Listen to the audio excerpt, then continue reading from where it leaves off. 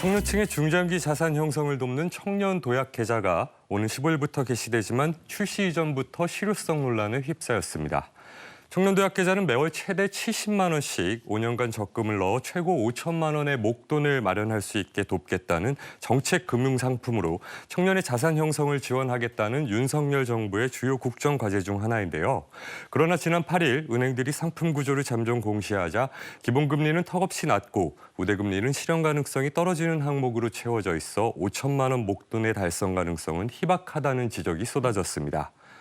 이에 금융당국은 3.5% 수준인 기본금리를 높이던가 우대금리 조건을 현실성 있는 항목으로 개편하라고 요구하면서 12일에 공시할 예정이었던 최종금리 공시 공개 일정을 이틀 미뤄 오는 14일 발표하도록 했습니다.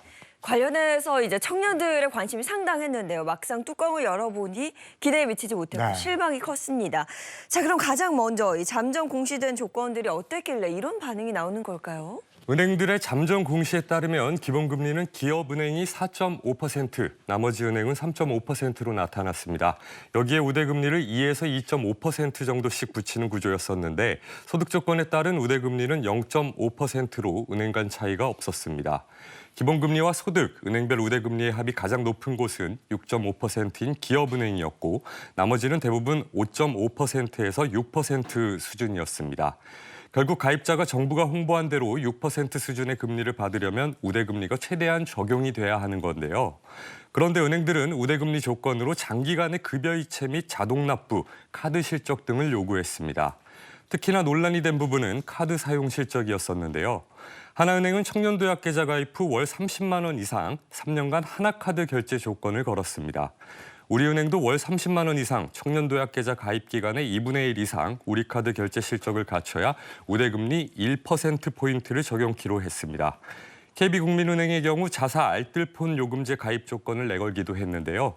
이 때문에 사실상 6%대 금리를 적용받기 어려운 구조라는 비판이 쏟아졌지만 은행들은 앞으로 더 떨어질 금리 수준을 고려할 땐 청년도약 계좌를 팔면 팔수록 적자가 커질 수밖에 없다는 입장인데요. 그러면서 정부 앞작으로 쥐어짜나온 상품이라는 입장을 밝혔습니다.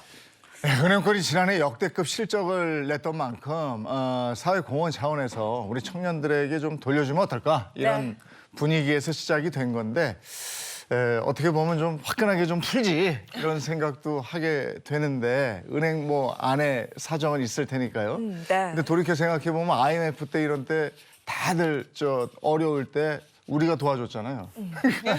이렇게 좀 많이 벌었을 때는 조금 풀면 어떨까 이런 단순한 생각도 해보긴 합니다. 예.